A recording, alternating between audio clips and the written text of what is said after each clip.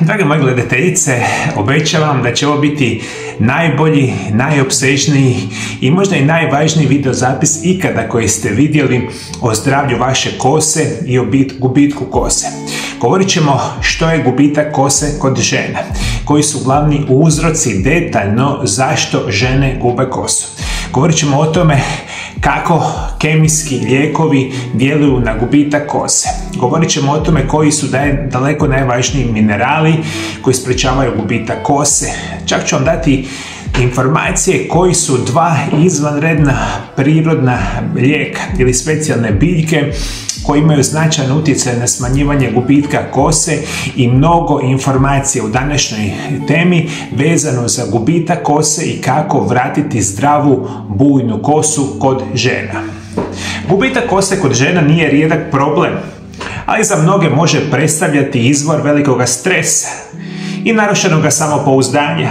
I za razliku od muškaraca, kod kojih je ćelavost često genetski uvjetovana i prepoznatljiva, kod žena gubitak kose može biti difuzan, neprimjetan u ranoj fazi, a uzroci su složeni i raznoliki. I u ovom videozapisu ćete saznati sve što trebate. I prvo, kada krećemo razmišljati o samoj kosi, razmišljat ćemo što je to zapravo normalan gubitak kose, što nije u redu i koje su faze samog rasta kose, pa da malo shvatite o tome kako zapravo kosa raste i zašto ona potencijalno opada. Opadanje kose je jedan od najčešćih estetskih i zdravstvenih problema s kojima se susreću žene.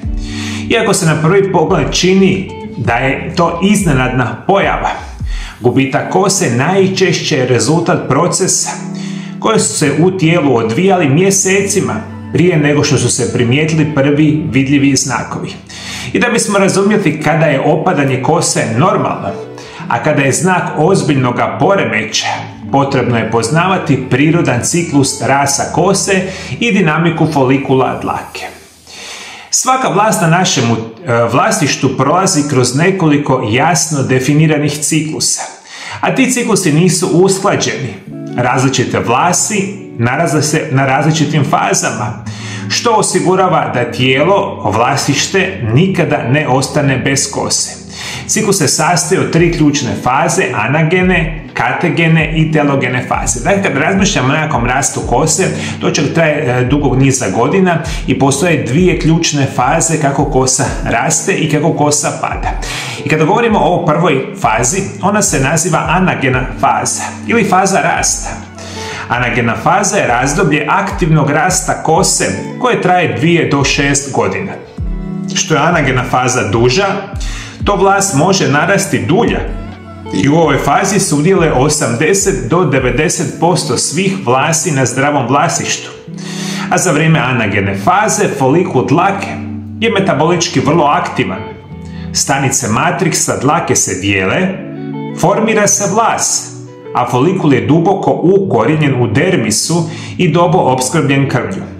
Trajanje anagene faze ovisi o genetici, zdravlju hormona, prehrani i mikrocirkulaciji. Ako se anagena faza skraćuje, kosa postaje kraća, tanja i slabija. Druga faza je katagena faza. Katagena faza traje relativno kratko, oko 2 do 3 tjedna. Tijekom ovog perioda rasta kose, kosa prestaje rasti, a folikul se postupno smanjuje i odvaja se od krvne žile koja ga hrani. Ova faza predstavlja pripremu folikula za ulazak u fazu mirovanja i samo 1 do 2% vlasti nalazi se u katagenoj fazi u bilo kojem trenutku. I telogena faza, faza mirovanja i ispadanja, ona otprilike traje negdje 2 do 4 mjeseca. Dakle, to postoje 3 faze. Prva traje od 2 do 6 godina, druga nekoliko tjedana i ova zadnja 2 do 4 mjeseca. I veliki broj vas se pita koliko je to normalno da osoba izgubi samih vlasti tijekom jednog dana. I to je danas super jednostavno za razumijevanje. Normalno da tijekom jednog dana od 50 do 100 vlasti ispadne i kasnije se zamijene sa novim vlastima. Sve preko 100 vlasti kada ispada tijekom jednog dana upozorava na određeni problem. Možemo reći, problem nastaje kada je dnevni gubitak više od 100 vlasi ili kad kosa sa vremenom postaje vidljivo prorijeđena, slaba, lomljiva i beživotna. U takvim slučajevima ciklus rasta kose je poremećen, a najčešće tako da preveliki broj vlasi prerano ulazi u telogenu fazu dok se anagena faza skraćuje. I mi kada razmišljamo o tome kada se zabrinuti što promatrati, opadanje kose postaje razlog za zabrinutost kada se pojave sljedeći znakovi. Prva je pojava šire vidljivosti tjemena. Druga, nagli gubitak veličine kose u kratkom periodu. Treće, kosa se lomi, puca prije dužine koju ranije imala. Četvrto, na jastuku, u odvodu ili na četki ostaje mnogo više kose nego prije. Peto, dolazi do stanjivanja kose, a ne samo ispadanja. Šesto, javljaju se kružna područja bez kose, alopecia areata. Opadanje kose koje traje dulje od 3 mjeseca bez znakova poboljšavanja ukazuje da je nekakav određeni problem, specijalno danas govorimo o ženama. Ali prije nego što vam nastavim pričati o samoj kosi i o svemu tome što vas treba interesirati, želim reći da u mojoj ordinaciji od nedavno imamo mogućnosti prevesti bilo koju medicinsku dokumentaciju sa bilo kojeg jezika svijeta. I svi vi koji ste bolesni, želite moju pomoć, nazovite moju ordinaciju na brojeve telefona +385 98 91 79 200. Javite nam se putem Vibera, Whatsappa ili e-maila. I to je danas super jednostavno, uslikajte vaše nalaze mobitelom na bilo kojem jeziku iz bilo kojeg kraja svijeta, pošaljite nalaze u moju ordinaciju i vaše upite i ja ću osobno pregledati vaše nalaze, prevešćemo ih naravno i onda kada se odlučimo poslat ćemo vam ponudu za liječenje i konzultacije bez dolaska u moju praksu. Ja vam zadnjih 26 godina liječim i savjetujem pacijente iz cijeloga svijeta sa specijalnim programima prirodnog liječenja i zdravih životnih navika, a za vas ću specijalno napraviti upravo to. Prirodni program liječenja sa zdravim životnim navikama i najboljim prirodnim lijekovima za vaše bolesti. Rekao sam sa bilo kojeg kraja svijeta, slobodno mi se javite, tu sam da vam pomognem. Kada govorimo o glavnim uzrocima gubitka kose, kod žena ćemo prvo govoriti će biti hormonalne promjene. Hormoni imaju ključnu ulogu u regulaciji rasta i ciklusa kose. Promjene u njihovoj ravnoteži često dovode do gubitka kose kod žena. Prvo će biti trudnoća i postporođajno razdoblje. Jer tijekom trudnoće povišene razine estrogena produljuju anagenu fazu, odnosno fazu rasta kose, zbog čega kosa postaje gušća i sjajnija. Međutim, nekoliko tjedana do mjeseci nakon poroda dolazi do naglog pada estrogena. Ovaj hormonalni pad može uzrokovati takozvanu postporođajnu telogenu alopeciju. Stanje u kojem veći broj vlasi ulazi u fazu mirovanja i ispada. Kod većine žena ovaj gubitak je privremen i kosa se vraća u normalnu, obično unutar 6 do 12 mjeseci. Ipak intenzitet opadanja može biti značajan i izazvati psihički stres, što dodatno pogoršava stanje. Dakle, ovaj dio emisije posebno ćemo voditi računa o tome da shvatite koji su glavni razlozi da ženama ispada kosa. Naravno da su to hormoni, naravno da je trudnoća. Međutim, jedan od velikih razloga zašto vama ispada kosa bit će promjene specijalno hormonalne za vrijeme menopauze. Perimenopauza, menopauza i postmenopauza označuje jedan veliku prekretnicu u zdravlju samih žena. U ovoj fazi se specijalno smanjuju dva ključna hormona koji se nazivaju estrogen i koji se nazivaju progesteron. Oni u nekakvim studijima, i danas mi jako dobro znamo, da čak nakon menopauze padnu čak 95% manje nego što je bilo kada je bilo prije menopauze, što je ključno riječi za ispadanje kose. Možemo reći, kod žena u menopauzi i perimenopauzi očitovanje gubitka kose je difuzno, prije svega na vrhu glave i tjemenu, dok vlasi postaju tanje i krhke. Hormonalne promjene također mogu utjecati na strukturu vlasi i folekula, što dovodi do sporijeg rasta i povećane lomljivosti kose. Još jedan problem kod hormona je sindrom policističnih jajnika. To je endokrini poremećaj kod žena reproduktivne dobi. Jer višenak androgenih hormona ili muških spolnih hormona može izazvati gubitak kose po muškom uzorku, što znači da kosa postaje prorijeđena na tjemenu, dok obrve i rubovi vlastišta mogu ostati nepromijenjeni.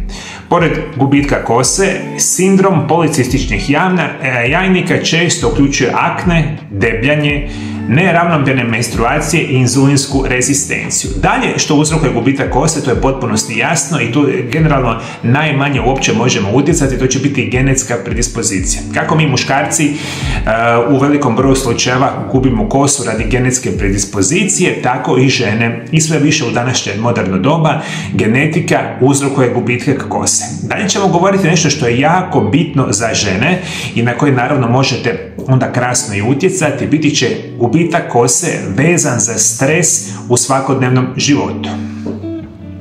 Stres je jedan od najmoćnijih, a ujedno i najpodcijenjenijih uzroka opadanja kose kod žena. Iako ga mnogi ne povezuju sa kosom, stres izravno utječe na hormon kortizol i živčani sustav, krvne žile i imunitet. Sve ono što je potrebno kako bi folikul normalno rastao. Kad je razina stresa povišena duže vrijeme, tijelo ulazi u stanje bori se ili bježi, što negativno utječe na rast kose. Folikule kose postaju osjetljivije, slabe i potpuno prestanu funkcionirati dok je tijelo u samome stresu. Ono što možemo reći, kako prepoznati da stres uzrokuje opadanje kose. To može biti ako naglo vam opada kosa 2 do 3 mjeseca nakon stresnog događaja, prorijeđena kosa na cijelom tjemenu, te osjetljivo vlastište, opadanje pri pranju ili češljanju, te promjene u kvaliteti sna ili hormonalna neravnoteža, stres. Dakle, to je ključno voditi računa da stres i jako velika količina stresa mogu uzrokovati gubitak kose. Još jedna jako bitna informacija, moji dragi gledatelji. Kada razmišljamo o gubitku kose, jedan od ključnih razloga, i to ćemo u današnjoj emisiji detaljno pričati, biti će jako loša prehrana i kroničan nedostatak bitnih minerala, vitamina i ostalih nutrijenata koji igraju ključnu ulogu u fazi rasta kose. Dakle, kroničan nedostatak nutrijenata dugi vremenski period se najčešće događa kada vi jedete jako lošu hranu godinama i onda u vašem tijelu fale neki od bitnih minerala i vitamina. Oni mogu biti jedan od glavnih razloga gubitka kose i ako je nešto od tih situacija, onda to možete možda relativno lako u relativno jednostavnom i brzom vremenskom periodu riješiti ovaj problem. Dalje što ću vam govoriti, što još utječe na gubitak kose, specijalno u vas žena nakon 50. godine života. To će naravno biti svakodnevno konzumiranje kemijskih sintetskih lijekova. Možemo reći da gubitak kose može biti posljedica djelovanja određenih lijekova, ali i brojnih kroničnih bolesti koje remete hormonalnu ravnotežu, cirkulaciju, imunitet ili metabolizam. I u mnogim slučajevima problem se ne nalazi u samoj kosi, već u stanju organizma. Prvo što ćemo govoriti, lijekovi koji uzrokuju gubitak kose će biti kemoterapija. Jer kemoterapija uništava brzo dijeleće stanice, među njima i stanice folikula kose. Dobra vijest da u većini slučajeva kosa ponovno naraste 2 do 4 mjeseca nakon završetka kemoterapije, a čak ponekad i gušće, ali drugčije teksture. Druga vrsta lijekova su beta blokatori ili antikoagulansi. To su lijekovi za tlak i lijekovi za razređivanje krvi. I veliki broj vaših žena, specijalno nakon 50. godine života, godinama, neki čak i desetljećima, uzimate lijekove za visoki krvni tlak i lijekove za razređivanje krvi. Mi danas jako dobro znamo, kada ovakve vrste lijekova uzimate jako dugi vremenski period, jedna od posljedica uzimanja ovih lijekova će biti gubitak kose. Dalje, lijekovi koji izazivaju gubitak kose biti će kontraceptivi i hormonalna terapija. To je, mislim, super i jednostavno za shvatiti, moji dragi gledatelji. Sve što utječe na vaše hormone, to će biti hormonalna nadomjesna terapija. To će biti kontracepcijske pilule, sve vam uništava funkciju hormona u tijelu. I vi što njih više uzimate, veći je potencijal za mnoge bolesti, a jedan od tih problema će biti naravno i gubitak kose. Isto tako vodite računa, i to veliki broj vas i zna. Nešto što spada pod bolesti koje igraju ključnu ulogu u gubitku kose, prije svega će biti bolesna štitnjača. Možemo reći, štitnjača upravlja metabolizmom stanica uključujući folekule dlake. Usporeni rad štitnjače uzrokuje suhoću kože i kose, lomljive vlasti i difusno proređivanje te usporevu obnovu folikula. Dok ubrzani rast štitnjače uzrokuje slabljenje folikula zbog ubrzanog metabolizma i difuzan gubitak kose, posebice obrva i sličnih situacija. I ono što morate voditi računa kad govorimo o bolestima, štitnjača će biti veliki problem. Još jedan problem što veliki broj vas ne zna će biti dijabetes i rezistencija na inzulin. Osobe koje imaju dijabetes imaju puno veći rizik od razvijanja, naravno, gubitka kose i postoji još par genetskih poremećaja koji uzrokuju gubitak kose, a to će biti bolesti kao što su alopecia areata.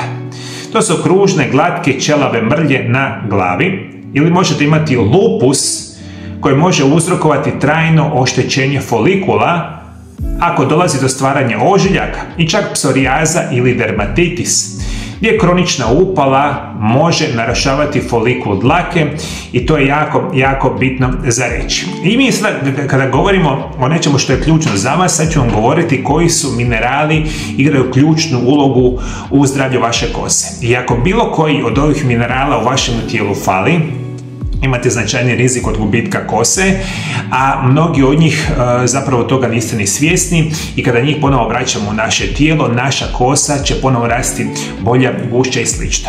Prvi mineral koji vama itekako treba će biti cink. Cink je esencijalni mineral uključen u više od 300 enzimskih kataliziranih procesa u tijelu. A za kosu je posebno važan jer podupire rast i obnovu folikula dlake. Jača imunitet što smanjuje upalne procese koji mogu štetiti folikulama. Te sudjeluje u sintezi keratina, glavnog strukturnog proteina kose. Te pomaže u regulaciji hormona, posebno androgena, čija neravnoteža može uzrokovati gubitak kose. Preporučena dnevna doza će biti od 50 do 100 mg cinka dnevno. Drugi mineral je ključan, biti će bakar. Bakar sudjeluje u sintezi melanina pigmenta kose, pa pomaže očuvanju prirodne boje kose. Djeluje zajedno sa cinkom na metabolizam keratina i rasta kose, te podupire formiranje kolagena i elastina što doprinosi elastičnosti vlasti. Za odrasle žene preporučena dnevna doza bakra je 2 do 3 mg dnevno. Ono što je još jako bitno za reći, treći mineral se naziva silicij. Silicij sudjeluje u sintezi kolagena, keratina, povećava elastičnost i čvrstoću kose, smanjuje lomljivost i doprinosi oporavku vlastišta i folikula. I to je, mislim, jako, jako bitno za napomenuti. Ova tri minerala, i cink, i bakar, i silicij su ključni, međutim kada razmišljamo o zaustavljanju gubitka kose i poticanju zdravlja vaše kose, vama trebaju svi minerali, svi vitamini u preporučenim dnevnim dozama. Zato ću vam, moji dragi gledatelji, preporučiti. A ovo je specijalno vezano za osobe nakon 50. godine života, ali realno za svaku osobu. I kako da mi nadoknadimo sve te minerale i vitamine koje nama trebaju. Prvi i jedini, zapravo ne prvi način koji bi bio savršen je da svakodnevno, mjesecima, cijelu godinu dana ili puno više jedete savršenu organsku krasnu hranu koja sadrži sve te minerale i vitamine. Nažalost, mi živimo u vremenima kad jedemo užasnu hranu desetljećima, a to je sva ona hrana iz naših dućana koja je visoko procesuirana i koja u sebi nema ništa minerala, ništa vitamina i ništa nutrijenata. Onda vam je jedina šansa, ako je vama uzrok gubitka kose kroničan nedostatak ovih bitnih minerala, i da uzimate visoko kvalitetne dodatke prehrani koji u sebi imaju visoke 100% organske doze minerala, vitamina i ostalih stvari što vam treba. Zato vam treba multivitaminski dodaci prehrani i vi ako znate bilo kojeg proizvođača na svijetu koji proizvodi vrhunske 100% organske dodatke prehrani koji se naziva multivitaminski dodaci prehrani, molim vas uzimajte i uzimajte ih mjesecima jer ćete onda pomoći zdravlju vaše kose. Samo vodite računa da mi živimo u vremenima kada nas sa svih strana varaju ne bi li zaradili na vama novce i ja ću vam danas reći, i to je sasvim sigurno mojih 26 godina rada sa pacijentima i izučivanja o nutricionizmu i prirodnim lijekovima, da skoro 99% dodataka prehrani su kompletno smeće. To se nama prodaje kao da je to nešto izvanredno, a u sebi ima 0 organskih prirodnih sastojaka. Najčešće kupujete loše dodatke prehrani koji se ukrcate kemikalijama,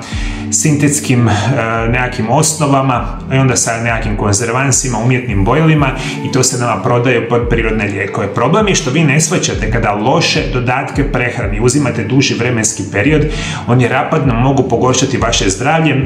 Upravo o ovoj temi će uskoro doći jedan moj dugački video zapis o lošim dodacima prehranima kojima uzimate. I sad, rekao sam vam, kupite sami, ako znate visoko kvalitetne multivitamine, uzimajte ih mjesecima, to će biti super.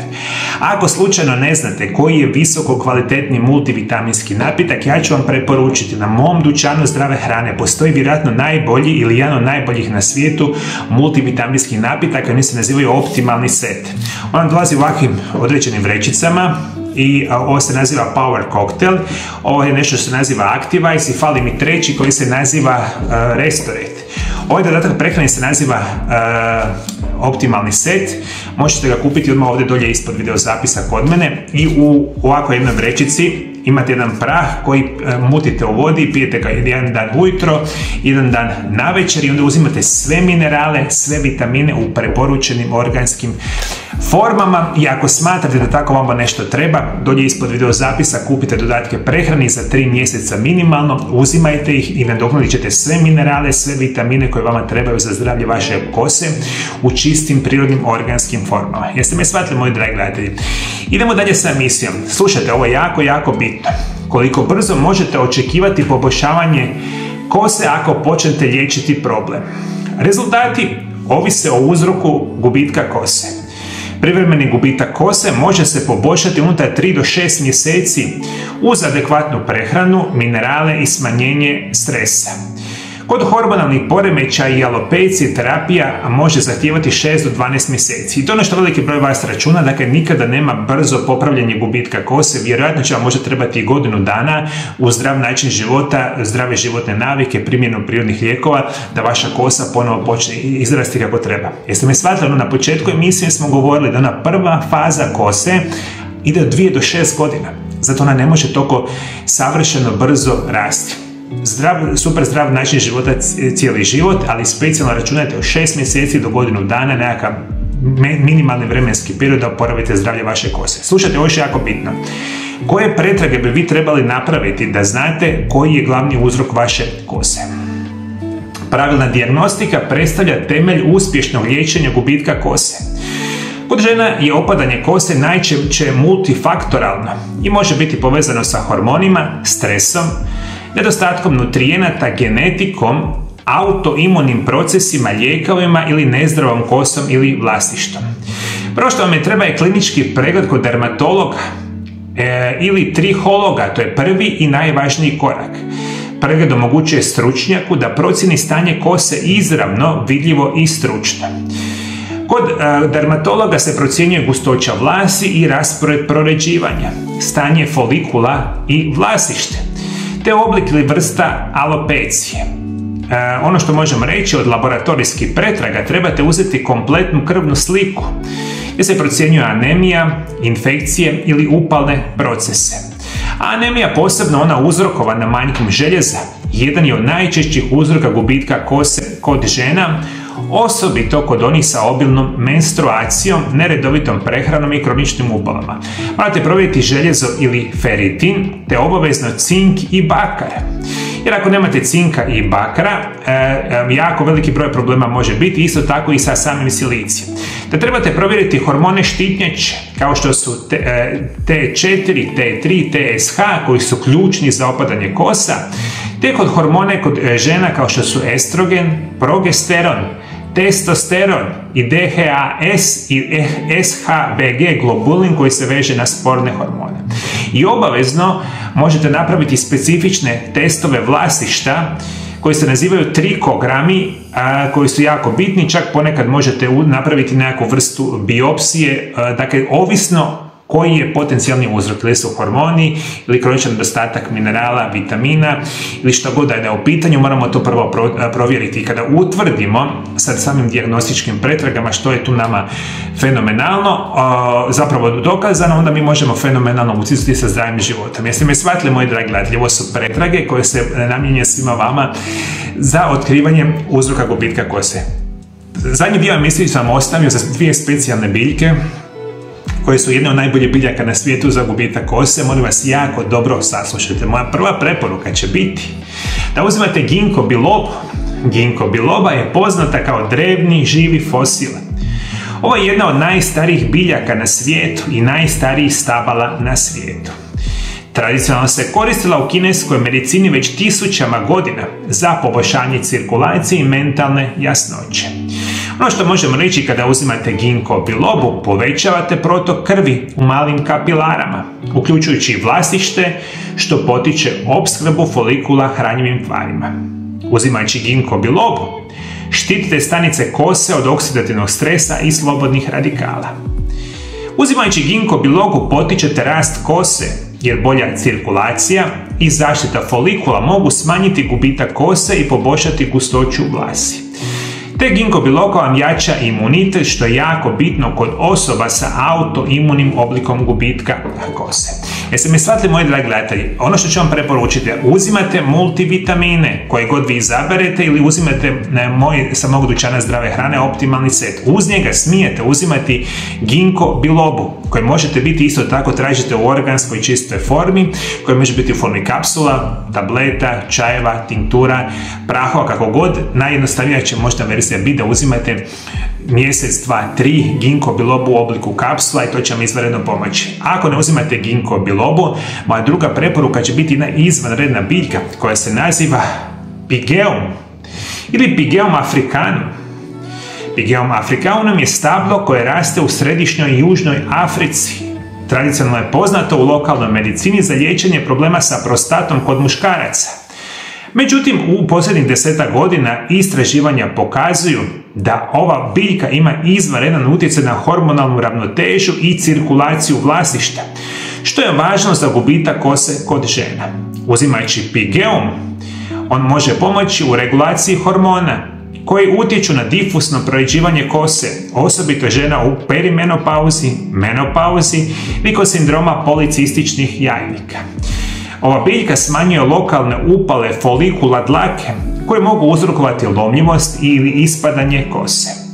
Ova biljka poboljšava mikrocirkulaciju, je slično kao i ginkgo povećava opskrbu hranjivim tvarima i folikulima. Ova biljka podržava metabolizam hormona, što doprinosi očuvanju zdravlja kose.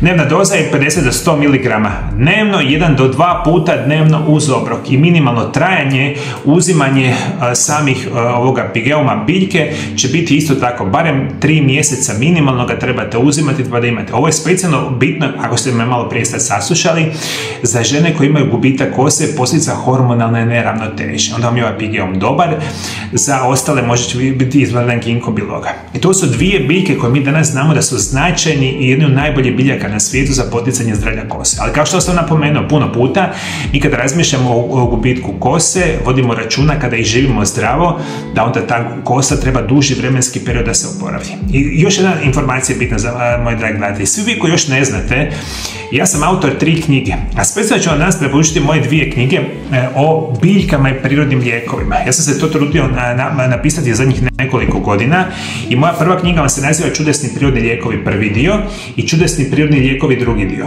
Vidite, ove 2 knjige su u nastavcima knjige vezano uz biljke i utjecaj biljaka na zdravlje vašega života, prevenciju teških bolesti, primjenu i puno toga. U ove 2 knjige imate nekakvih 500 stranica vezano uz najbolje biljke na svijetu i ovaj serijal će biti puno duže. Jednog dana kad budem htio, napisat ćemo još nekoliko knjiga vezano za prirodne lijekove, ali u ovih 500 stranica ćete puno naučiti ne samo o sprečavanju gubitka kose, nego generalno za vaše zdravlje. Zato kupite moje 2 knjige, Čudesni prirodni lijekovi, prvi i drugi dio. Imate i naravno dole ispod video zapisa. Šaljemo knjige u cijeli svijet i da nisam zaboravio, ova prva knjiga Čudesni prirodni lijekovi prvi dio je prevedena na engleski i hrvatski. Na tim jezicima jezicima i možete kupiti, a ova druga je prevedena samo na hrvatski jezik i možete kupiti samo na hrvatskom jeziku. Moji dragi gledatelji, jeste li šta pametno naučili? Ja se nadam da jeste, i za kraj emisije kao i uvijek ostavljam vam sa mišlju iz Biblije i danas ćemo čitati nešto jako bitno, jako krasno. Čitat ćemo Evanđelje po Marku 8:22.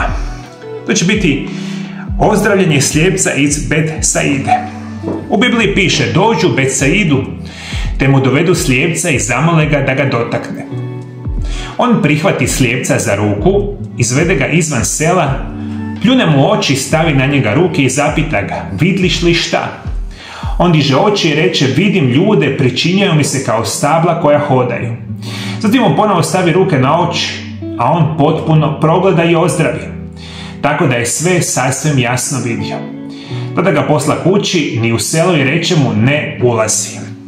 Evanđelska priča o Isusu koji ozdravlja slijepca nosi snažnu poruku koju možemo povezati sa brigom o zdravlju, uključujući i temama kojima se bavimo u današnjoj emisiji. Od gubitka kose, hormonalnih poremećaja, pa sve do prirodnih terapija i oporavka tijela. Isus najprije odvodi slijepca iz sela, što simbolizira potrebu da se čovjek odmakne od buke, stresa i svakodnevnih smetnji, kako bi mogao čuti svoje tijelo i razumjeti njegove potrebe.